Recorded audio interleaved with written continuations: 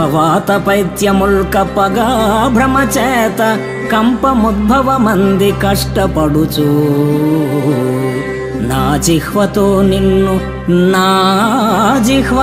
నిన్ను నారాయణ నారాయణ నారాయణ ఎనుచు పిలుతునో శ్రమ చేత పిలువలేను శ్రమ చేత పిలువలేను నాటికిప్పుడే చేతు నామ భజన తలచెదను చేరి వినవయ్య దయను జోపి భూషణ వికాస శ్రీధర్మపుర నివాస దుష్ట సంహార నరసింహ దురిత దూర. ఓ నరహరి, అవనీతలంపై తనువు తిరిగినంతకాలం నీ భజన తప్పను.